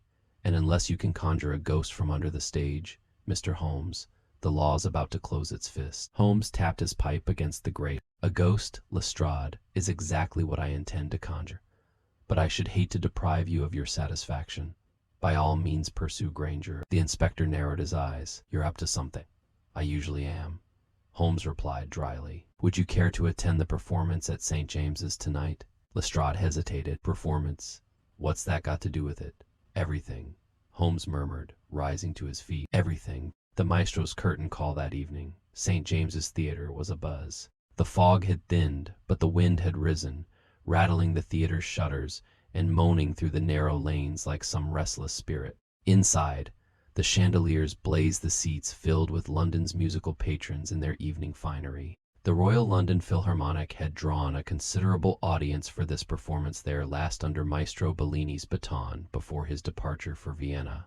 Holmes and I took our places in the upper gallery, well concealed among the crowd. I observed Bellini make his entrance with his usual flair, receiving warm applause. He bowed low, his black hair gleaming, and launched into the opening overture with commanding energy. Holmes, however, did not watch the stage. His opera glasses swept the perimeter, the side doors, the wings, the shadows beneath the balcony. He leaned close and whispered, "Tonight, Watson, is the perfect stage for a final act. Amid the music, movement, and applause, a single figure may slip unnoticed. Do you expect the thief to act during the performance?" "Not during," Holmes murmured. "After. But every actor must take his position before the curtain falls." The wrong man at the interval. The theater hummed with chatter and rustling programs. Holmes nudged me sharply. "Watson there, by the side door." I followed his gaze. Inspector Lestrade stood flanked by 2 constables. But what caught my eye was the small, fair-haired figure between them. Albert Granger. His face was pale, his hands twisting nervously. They were leading him down the corridor toward the stage area. Holmes's expression darkened. They brought him here. I frowned. For questioning? For spectacle, Holmes said grimly. Lestrade believes the thief will return to the scene. He intends to confront Granger on stage, no doubt, and extract a confession. Sure enough, after the interval, I saw Lestrade speaking animatedly to the theater manager. Soon after, whispers spread among the musicians. Granger had been brought into one of the side rooms near the dressing area under guard. Fools, Holmes muttered. They are shining a lantern in the wrong corner, while the rat slips through another hole. The Phantom in the Rafters. The second half of the concert began. Bellini's conducting was electric, every gesture sharp as a blade. Lydia Carstairs, though playing on her replacement violin, performed with a dignity and sorrow that cast a spell over the hall. The audience was rapt, but Holmes's eyes were elsewhere. Through his opera glasses, he studied the upper rafters of the theater, the narrow iron catwalks that crisscrossed the space above the stage like a spider's web. "Watson," he whispered, "look up just left of the proscenium." I peered through my own lenses and caught my breath. High above, half concealed in shadow, a figure moved along the catwalk. It was darkly dressed, agile and purposeful, making its way toward a ladder that descended near the wing. No one else in the theater seemed aware. Holmes's hand gripped my arm. He positions himself. When the curtain falls and the house clears, he will descend, retrieve what he believes is waiting, and vanish into the night. And we will be waiting for him. Bellini's performance, when the final movement began, a triumphant Schubert finale. Bellini conducted as if possessed. His gestures were grand, his energy feverish. But there was something else to attention in his features, a darting of his eyes toward the wings between passages. Holmes noticed it at once. "Watch the maestro," he whispered. "He is playing 2 performances tonight." I followed Bellini's gaze. Each time Lydia's solo approached, his glance shifted almost imperceptibly toward stage, left the very area where the ladder descended from the rafters. If I had not been looking for it, I would have missed it. The curtain falls at last. The final chord rang out.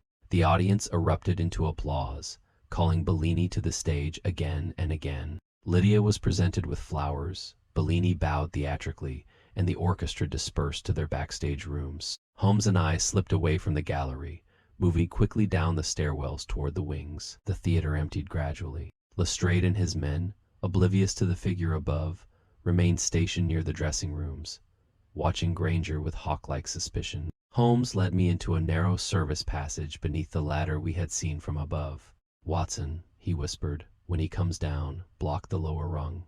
No light, no warning." The minutes that followed were thick with suspense. The theater had gone quiet, save for the creaks of settling boards and the distant clatter of departing musicians. Then faint but clear the sound of a foot upon metal. The figure descended the ladder with practiced ease. Halfway down, he paused, listening. Holmes motioned for me to hold. When the man reached the last rung, Holmes stepped forward like a striking snake and seized his wrist. A brief, fierce struggle followed in the shadows. The man fought like one who knew the ground beneath his feet, but Holmes was quicker. In a moment he had the intruder against the wall, his lantern illuminating the face at last. It was Patrick Doyle, the red-haired stagehand. I uttered an involuntary exclamation. Holmes's eyes, however, were cold and calculating. "Ah, Mr. Doyle, a ghost in the rafters. How appropriate." Doyle spat on the ground. "You've no right," Holmes said softly. "And what, pray, brings you creeping across catwalks after hours with a key in your pocket?" Holmes's hand plunged into Doyle's coat and withdrew Lydia's duplicate key. The man froze. At that moment, Lestrade burst in with his constables, dragging the bewildered Granger behind them. "Holmes!" he barked. "What the devil?" Holmes turned, the lantern casting his lean face in sharp relief. "Inspector, I believe you've been following the wrong man." The perfect misdirection Lestrade aped between Granger and Doyle. "But the pawned ticket planted," Holmes cut in. "The witness?" "Coach, the pawned violin, a decoy." Mr. Doyle here had the knowledge of the theater's hidden places. He was Bellini's tool, his phantom in the rafters. While you chased the meek violinist, the true workman prepared the ground. Doyle's face hardened. "You can't prove I..." Holmes held up the key. "Can't I?" The trap had been sprung. But even as Lestrade barked orders to arrest Doyle, Holmes's eyes were not on the stagehand. They were on Maestro Bellini, who stood at the far end of the corridor, watching the scene unfold with a mask of courteous surprise. For just a second, just long enough for Holmes to see the conductor's expression flickered with something else. Not a shock, not fear, calculation. Holmes's hand closed over my arm. The phantom is caught, Watson. But the hand that moved the puppet still stands in the wings. Chapter the 8th. Holmes planned the events of the previous night, lingered in my mind like the echo of a dissonant chord. Though Patrick Doyle had been apprehended beneath the ladder, the image of Maestro Bellini standing in the shadows of the corridor remained sharper still. It was a brief glance, almost imperceptible, but in that glance Holmes had read a symphony of concealed intentions. Morning found Holmes unusually restless. He strode about the sitting room with quick, clipped movements, his hands alternately clasped behind his back and flung outward in brief gestures, like a conductor shaping some silent performance. The evidence, the key, the chalk smear, the cloth fragment lay arranged upon the table in careful order, as though each were a note on a staff awaiting orchestration. "You are uneasy," I remarked, watching him pace. "Uneasy?" he repeated, stopping suddenly. "No, Watson, merely impatient. Doyle's capture was necessary, but he is only a secondary theme. The melody belongs to another." "Bellini," I said. Holmes's eyes gleamed. "Of course. Who else extended the interval? Who else commands the stage and its people? Doyle is nimble, yes, but he has not the wit to prepare a pawn ticket days in advance, nor the daring to hide a Stradivarius beneath the stage and return for it later. He is a capable hand, but he takes his cues from the maestro." I leaned forward. "Then why not confront Bellini directly? Lestrade has Doyle in custody.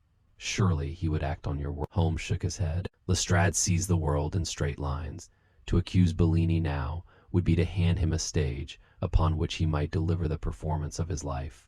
He would feign outrage, produce alibis, and escape in a fog of theatrical indignation. No, Watson. Men like Bellini must be drawn out, not charged.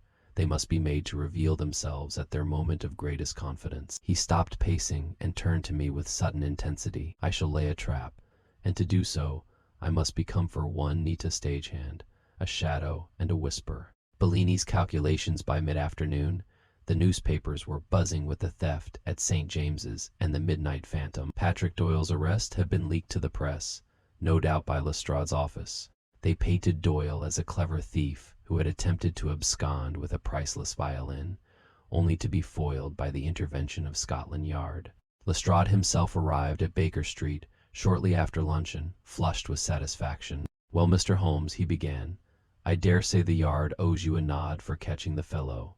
Doyle has confessed to being in the theater that night, though he's playing dumb about the key. Says he found it lying about." Holmes raised an eyebrow. "And you believe him?" Lestrade frowned. "He's slippery, but we'll get it out of him. He'll be in Newgate before long. Granger's been released, though I still don't like the look of him. Pale fellows are often the worst." Holmes's smile was thin. "And Bellini? Bellini?" Lestrade looked surprised. "Why, he's the victim, isn't he?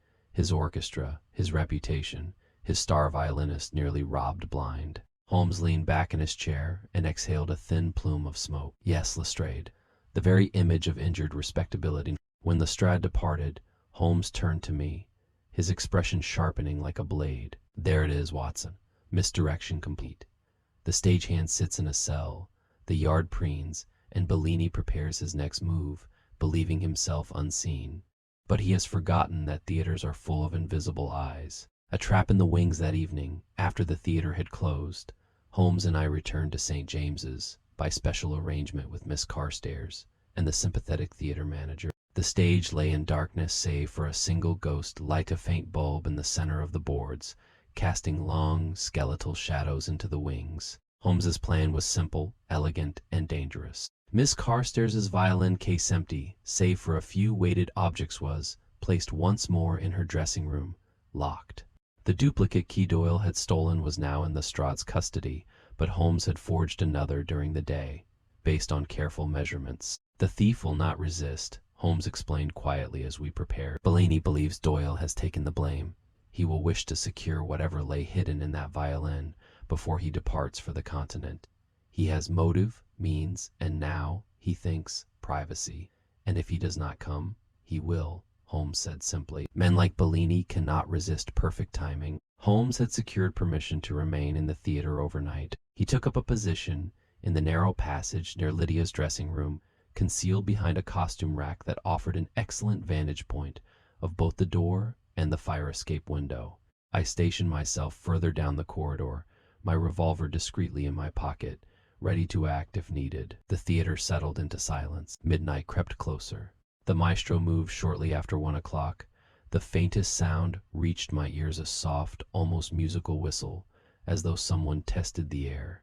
Then the echo of measured footsteps. Bellini appeared at the far end of the corridor, cloaked and hatless, his dark hair gleaming faintly in the light of his lantern. His movements were unhurried, assured the stride of a man accustomed to being master of his surroundings. He paused at the door to Lydia's dressing room, produced a key from his pocket, and unlocked it with elegant ease. The door opened without a sound. He slipped inside. I caught Holmes's silhouette shift slightly from his hiding place. Inside, Bellini set down his lantern, crossed to the violin case, and unlocked it with the key. His face, faintly lit from below, was transformed, not the genial conductor of rehearsal halls, but a man intent, absorbed, as if conducting a private symphony. He lifted the lid and leaned in. Holmes moved silently toward the door.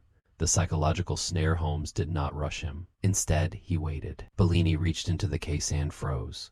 His fingers touched not the polished wood of a Stradivarius, but the weighted decoy. For the first time, uncertainty flickered across his face. That was the moment Holmes stepped into the doorway.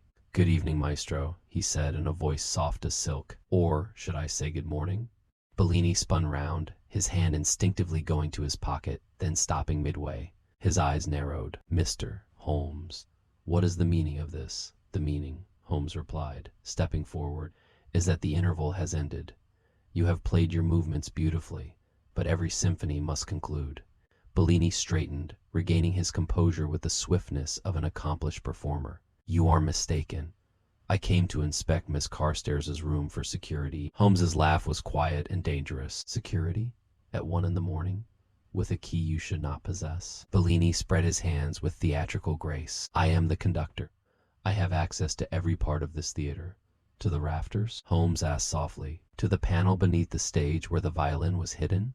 The flicker in Bellini's eyes was minute, but it was enough. "You have no proof," he said, his tone colder. Holmes smiled. "No proof? Merely the chalk upon the panel edge that matches your cuffs, the timing of an interval stretched to accommodate theft, the key you so conveniently possess, and a stagehand who has already confessed to acting under instructions." Bellini's mask slipped just for a moment. "Doyle, he talks?" "Not yet," Holmes said, "but he will. And when he does, the yard will hear a story far more interesting than their little pawn ticket." The conductor's jaw tightened. "You think you have trapped me?" Holmes took a single step closer. "I know it. The violin is gone, yes, but the secret it held remains. And you, Maestro Bellini, have no idea that your greatest performance is playing to an audience you cannot see." The maestro's defiance. Bellini drew himself up, every inch the imperious maestro. "I deny these accusations. You have nothing." Holmes regarded him with almost pitying amusement. "Deny away, maestro. Scotland Yard believes the case is closed. Doyle sits in a cell. You might have escaped untouched, but you could not resist returning for your prize." "And what prize is that?" Bellini demanded. Holmes's eyes sharpened. "That, maestro, is what I intend to discover." For a long moment they stood face to face, the brilliant detective and the brilliant conductor, two minds locked in silent combat. Then Bellini smiled, a cold, knowing smile. "You are clever, Mr. Holmes," he said softly, "but cleverness is not proof. Without the violin, you have nothing, and perhaps you will never find it." He swept past Holmes with a controlled elegance, leaving the room as if departing a rehearsal he no longer found interesting. Holmes did not stop him. He watched him go, his expression unreadable. When Bellini's footsteps faded, I stepped from my post. "Holmes, why let him leave?" Holmes's gaze remained on the empty doorway. "Because, Watson, the trap is not finished. Tonight, I allowed him to see the stagehands moving in the wings. Tomorrow, he will take his final bow." Chapter the 9th, the reveal. The morning after Bellini's nocturnal visit dawned bleak and wet, with a fine drizzle beating upon the windows of Baker Street and dimming even the gas lamp's glow. Holmes was already awake and at work when I emerged, his long frame bent over a small table upon which lay the Italian key, the fragment of varnish, Lydia's duplicate score folder, and a violin belly taken from his own battered instrument. A chemical burner hissed softly nearby, heating some preparation that gave off the faintest scent of camphor and resin. Holmes's movements were swift and exacting, his hawk-like eyes flicking from instrument to lens, as though aligning a final sequence of notes. "Watson," he said without looking up, "we are approaching the coda." "The coda?" I echoed. "Yes," he replied, with that sudden, dry intensity that often gripped him on the brink of revelation. "The finale. The matter will be resolved tonight. Lestrade believes the play ended when Doyle was apprehended. Bellini believes the stage is clear for his escape. But both have misjudged the conductor." "You mean yourself," I said with a smile. Holmes glanced at me, the corners of his mouth twitching. "Merely the humble page-turner, Watson. The true music is already written. I have to reveal it to the audience." A gathering at St. James's that evening, the theater stood quiet between performances. The public had no inkling of the drama soon to unfold. Holmes had summoned all the principal actors in the affair to the empty stage under the pretense of a final examination before the Yard closed the case. Inspector Lestrade arrived first, impatient and self-assured, with Patrick Doyle in tow under guard. Doyle's red hair was disheveled, his face pale and defiant. Lydia Carstairs followed shortly thereafter, her expression composed but anxious. Finally Maestro Bellini entered, impeccably dressed as ever, his dark eyes gleaming with barely concealed irritation. "What is the meaning of this?" Bellini demanded, his Italian accent sharpening as he spoke. "I have a train to catch tomorrow." Holmes stood center stage, his tall figure framed by the dim light of the house. He looked every inch the master of ceremony. "Patience, Maestro," he said smoothly. "This will not take long. But as this stage has been the scene of a remarkable crime, it is only fitting that it should also serve as the stage for its resolution." Bellini spread his hands with theatrical grace. "By all means, Signor Holmes, perform your little drama." Lestrade crossed his arm. "Let's make this quick, Holmes. We've already got Doyle. If you're about to lecture us on German violins again—" Holmes raised a hand. "All in good time, Inspector. Miss Carstairs, if you please, would you bring forth the case?" Lydia stepped forward with her violin case still containing only weighted objects. She placed it on a small table center stage. The atmosphere in the theater shifted perceptibly. Even Doyle shifted uneasily in his shackles. Holmes began to walk slowly about the stage, his voice carrying clearly through the empty hall. "We begin," he said, "with a theft that could not have occurred. A violin is stolen from a locked room. During a brief interval, without sign of forced entry, a pawn ticket bearing Granger's name is found in his coat, pointing to a pawned instrument in Lambeth. Scotland Yard, faced with this tidy tableau, arrests the obvious man. End of story, or so it seemed." He turned sharply to Lestrade. "But the violin pawned in Lambeth was no Stradivarius. It was a German copy, pawned days before the theft, and planted in Granger's coat to draw the eye of the unimaginative." Lestrade colored slightly. "You're very clever, Holmes, but silence, Inspector," Holmes said gently but firmly. "We are in the final movement." The conductor's interval. Holmes resumed his pacing. "The theft required time. Bellini," and here he turned, his piercing gaze fixing the conductor, extended the interval with an encore. "This gave his accomplice, Doyle, the chance to enter Miss Carstairs' dressing room." "How?" "With a key." Doyle had no such key, but Bellini did. Every conductor holds keys to dressing rooms in his position, and unlike Granger, he could move freely through these corridors without attracting suspicion. Bellini raised an eyebrow. "Accusations without proof, Mr. Holmes." Holmes ignored him. "Doyle removes the violin, but he does not carry it out through the stage door, where witnesses stand. Instead, he conceals it beneath a panel under the Steiga hiding place known only to those who live and work in this theater. Later that night, he retrieved it using chalk markings, chalk found also on Bellini's cuffs." Bellini smiled thinly. "So I have chalk on my cuffs. This makes me a thief?" Holmes's tone sharpened. "No, Maestro, but the chalk was your direction. You marked the panel's position for Doyle, just as you mark a tempo on a score. He was your instrument." Doyle flushed, his fists clenching. "I don't know what you're talking about." Holmes rounded on him suddenly. "Oh, but you do. You crept down from the rafters, retrieved the violin, and hid it elsewhere at Bellini's command. The key found in your coat is Lydia's duplicate stolen from her folder during rehearsal. And Bellini's midnight visit to the dressing room 2 nights ago proves he came not to inspect, but to claim." Bellini gave a short, contemptuous laugh. "Preposterous." The key to the hollow. Holmes walked to the center of the stage and picked up the ornate key from the table. "This key," he said, holding it aloft, "was hidden beneath the velvet lining of Miss Carstairs' bow box. Her father spoke of a secret within the violin. The imposter violin at the pawn shop had been opened not to steal, but to search. Yet nothing was found because the secret lay within the original, still hidden beneath this stage until Doyle fetched it. He leaned forward. You, Bellini, knew of this legend. You had studied Miss Carstairs' career. You knew her father's violin by reputation. You took this post not out of love for London, but to seize that secret before departing for the continent. Bellini's face hardened, but he remained silent. Holmes turned to Lestrade. Where is the violin now, Inspector? Lestrade shifted. We've searched Doyle's lodgings and backstage. Nothing. Holmes nodded. Of course not. The violin was moved once more, cleverly. Doyle is a skilled climber of rafters. There is a trap in the rigging and old prop chest above the proscenium. I discovered the dust disturbed this afternoon. He strode to the foot of the stage and called upward, Watson or revolver. I understood at once. I drew my revolver and pointed it skyward. Holmes climbed a ladder into the gloom above the proscenium.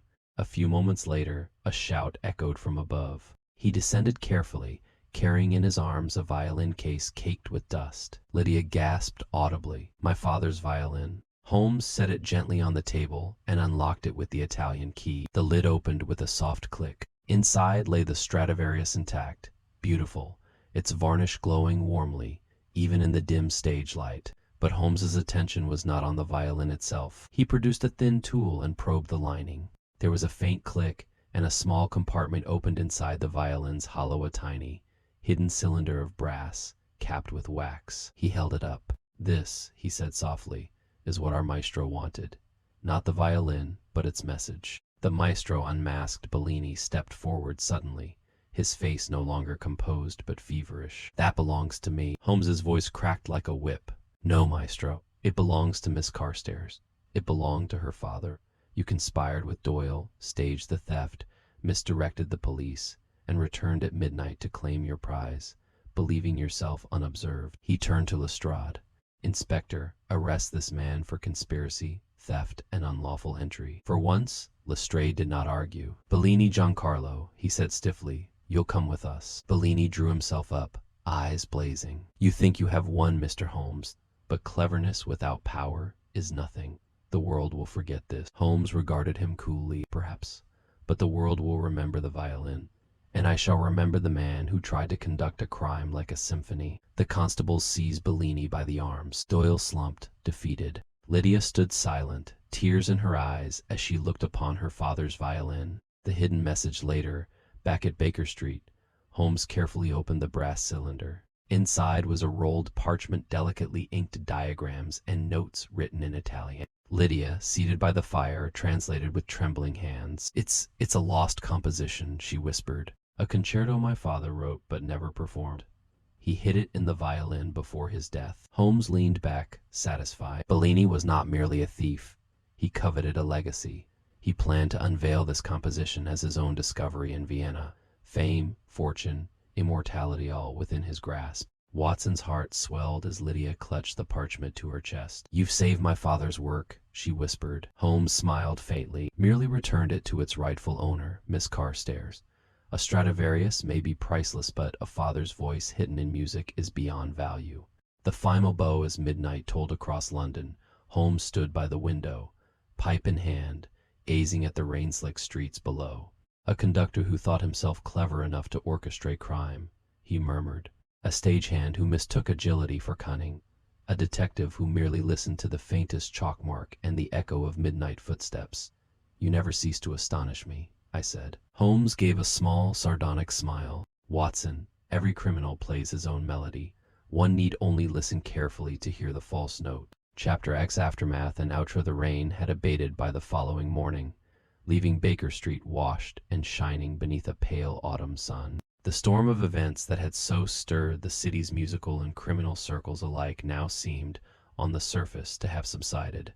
Yet within our familiar sitting room, a quiet gravity lingered like the last soft reverberation of a plucked string. Holmes sat at his accustomed place by the window, dressing gown belted loosely, a half-smoked pipe between his long fingers. Upon the mantel rested the recovered Stradivarius, in its case returned to Miss Carstairs the previous night, but left with us temporarily at Holmes's request for a final examination. Its presence lent the room an air of solemn distinction, as if some rare guest were in attendance. For my part, I sat opposite Holmes, pen in hand, struggling to frame the proper opening lines of my account of the affair. Yet the more I reflected upon its events, the hidden chalk, the silent figure in the rafters, the conductor's fevered ambition, the more I felt the inadequacy of mere words to capture the peculiar music that had run through this case. It was, in its way, a symphony of cunning and deduction. Holmes broke the silence first. "You see, Watson," he said, gazing out at the damp, gleaming street below, "crime, like art, has its schools. Bellini was of the theatrical school, precise, timed, obsessed with the grandeur of his performance. He extended the interval, choreographed the theft like a conductor cueing a crescendo, and believed that the subtlety of his plan would make it invisible. He tapped the ash from his pipe with a long finger, but theatricality has its weakness. It depends upon the audience looking where the showman directs them. Bellini relied upon the pawn ticket, the arrest of Granger, the visible arrest of Doyle. He assumed no one would listen to the silence between the notes." I smiled. "And you did." Holmes inclined his head. "It was the chalk that sang the loudest, Watson. The chalk on the panel was no accident. A conductor, accustomed to marking tempos, would mark a stage too. From that point, the intervals fell into place. Bellini's fate Lestrade had come early with the morning's news. Bellini, confronted with Doyle's testimony and Holmes's evidence, had abandoned his elegant denials. Confronted with the recovered violin and the hidden manuscript, he had lapsed into bitter silence. By midday, the maestro was on his way to Newgate to await trial. "He will plead foreign ignorance, I expect," Holmes said dryly, when Lestrade departed. "Claim a misunderstanding of English law, perhaps some misplaced desire to protect the composition for Miss Carstairs. The courts may be lenient, but I doubt London's musical society will be." "And Doyle?" I asked. Holmes gave a slight shrug. "He will find himself charged as an accessory. Whether he escapes harsh punishment will depend upon how thoroughly he cooperates with the Yard." He paused, his gaze sharpening. But it was Bellini's mind that made the plan possible. Doyle's hands merely executed it. Lydia Carstairs' visit. It was shortly after noon when Lydia Carstairs arrived. She came without fanfare, dressed simply, her violin cradled in her arms as though it were a living thing. The strain of the past week still shadowed her face, yet her bearing was calm born perhaps of closure. "Mr. Holmes, Dr. Watson," she said warmly, "I owe you more than I can say." Holmes rose, offering her a chair. "You owe us nothing, Miss Carstairs. It is your father's violin that has told its tale. We merely listened." She smiled faintly at that, but there was moisture in her eyes as she opened the case. The violin gleamed in the pale light, its varnish rich and warm. She held it up reverently, then produced the brass cylinder from her bag. "The concerto is safe," she said. "My father's handwriting, I can scarcely describe what it was to see it again. It is as though I heard his voice speaking across the years." Holmes's expression softened, just perceptibly. "And what will you do with it?" "I shall have it properly transcribed and performed," she said. "Not for fame, but to honor his memory. His music was his life. It deserves to live again." She rose then, violin in hand, and with a slight inclination of her head asked, "May I?" Holmes gestured toward the space before the fire. Lydia positioned herself and lifted the bow. A moment later, a pure, silvery tone filled the room, a single note that seemed to reach upward like light through morning mist. Then came a slow, lyrical phrase, warm and mournful, drawn from her father's hidden concerto. The sound held us both utterly still. Even Holmes's eyes half closed, listening with a concentration I had only ever seen him give to the most intricate problems. When the final note faded, Lydia lowered the violin. "He wrote that passage," she said softly, "after my mother died. It was meant to be played when he was gone. He told me once, as a child, that a violin could hold secrets no words could keep." Holmes inclined his head deeply, not as a detective, but as a man acknowledging something sacred. "And it has kept him well." She thanked us once more and departed, her figure soon swallowed by the bustle of Baker Street. Long after she left, the echo of that passage seemed to linger in the air like the memory of a voice. Holmes reflects for a time. Neither of us spoke. Holmes refilled his pipe and sat by the fire, his gaze distant. Finally he said, "Watson, have you ever considered the peculiar kinship between criminals and musicians?" I looked up. "I cannot say I have." "Both," he said, "are concerned with timing, precision, and the manipulation of emotion. The criminal seeks to deceive the musician to transport. Bellini believed he could do both simultaneously. Imagined himself clever enough to compose a crime so intricate that even Scotland Yard would applaud. But you did not applaud, I said with a grin. Holmes's smile was fleeting. No, I merely turned his own tempo against him. He extended the interval, I extended the investigation. He stood and stretched his long limbs. I must confess, Watson, this case amused me greatly. Few crimes are conducted with such flourish. It is a rare pleasure to meet an opponent who believes himself to be an artist. The case concludes later that evening.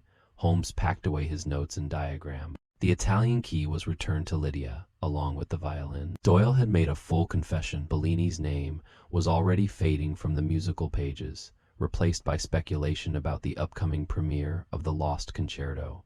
As I finished writing my account, I reflected upon the strange path the case had taken, from a locked dressing room and a pawn ticket to a midnight phantom in the rafters, from a maestro's deception to a daughter's rediscovered legacy. The hollow violin had held more than music within its shell. It held ambition, betrayal, memory, and love.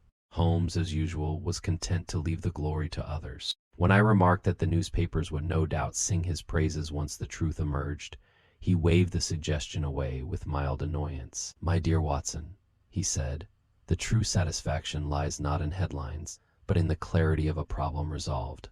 That he gestured to the empty violin case's music enough.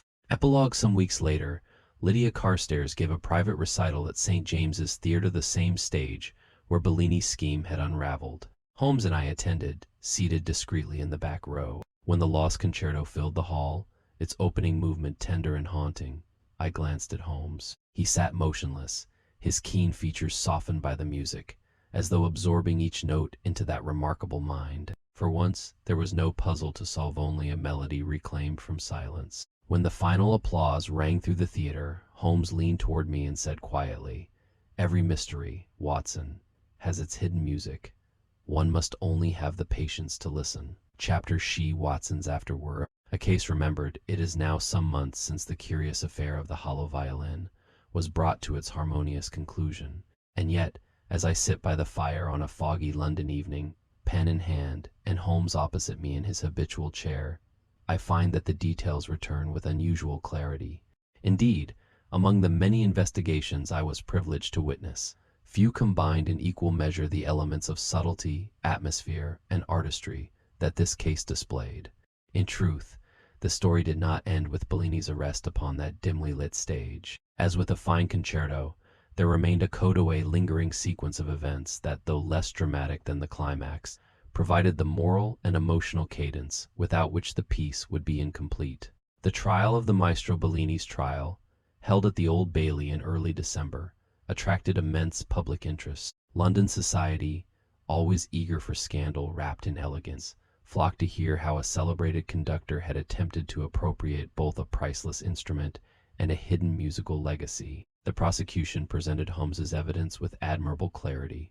The chalk marks on the stage panel, the forged pawn ticket, Doyle's testimony regarding the maestro's instructions, and Holmes's own account of Bellini's midnight visit to Lydia Carstairs' dressing room. Lestrade, beaming with uncharacteristic pride, gave testimony that was brief but effective. Bellini himself maintained a carefully dignified silence throughout much of the proceedings, only occasionally affecting outrage when his character was impugned. His counsel argued, ingeniously but unconvincingly, that the maestro's presence at the theater in the early hours had been prompted by a desire to ensure the security of Miss Carstairs' property following the disturbances caused by Doyle's criminal conduct. But this line faltered beneath the weight of Holmes's deductions. The chalk, the key, the timing of the interval all pointed to Bellini's orchestration. And when the hidden manuscript was shown in court, its brass cylinder still bearing traces of the violin's interior varnish, the jury's doubts melted away like fog before the morning sun. Bellini was convicted on charges of conspiracy to commit theft and fraudulent misrepresentation. His sentence, 3 years imprisonment with hard labor, was perhaps less severe than some expected, owing to his prior standing in society. But as Holmes remarked to me later, for a man such as Bellini, Watson, whose vanity thrives on applause, there is no punishment more severe than oblivion. Indeed, by the time the trial concluded, His name had already disappeared from the musical pages. His planned Vienna tour was cancelled, his reputation in ruins. The stagehand's redemption, Patrick Doyle, the red-haired stagehand, played a lesser but nonetheless instructive role in the epilogue. At first, he had denied everything, but as the pressure of evidence mounted and Bellini's grand edifice of deception crumbled, Doyle confessed fully. He admitted that Bellini had approached him weeks earlier, promising a share of a treasure beyond imagining in exchange for his agility in rafters and his intimate knowledge of the theater's nooks and hidden panels. "I thought it was only a bit o' smuggling," he told the court in his rough Irish brogue. "I didn't know he meant to steal the lady's fiddle. If I'd known what it meant to her, I'd never have touched it." Holmes believed him, though he did not say so publicly. Doyle's role, while criminal, had been that of a pawn. His sentence was accordingly reduced. I remember Holmes commenting, later that day, "There are men who commit crimes from ambition, and men who commit them from hunger. The former intrigues me. The latter merely saddens me." Lydia Carstairs and the legacy of all those touched by this affair. Lydia Carstairs emerged most transformed. In the weeks that followed, she devoted herself to restoring her father's lost concerto.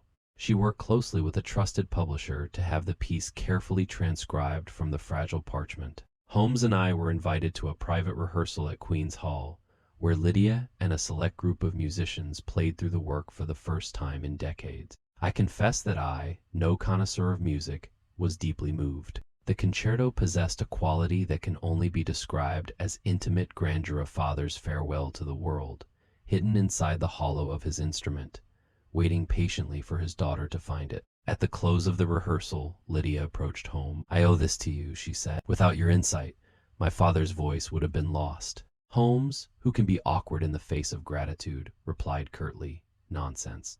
It was not my insight but your father's ingenuity that preserved it.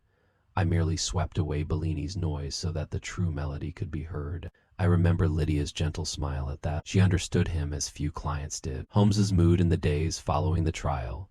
Holmes entered one of those peculiar moods which I have often observed after the resolution of a particularly absorbing case. It was not melancholy, exactly, but a kind of restlessness, a desire to plunge at once into fresh intellectual waters, now that the previous problem had been solved. One afternoon, as we walked along the embankment with the winter sun glimmering weakly on the Thames, he said to me, "Watson, do you know what made Bellini dangerous?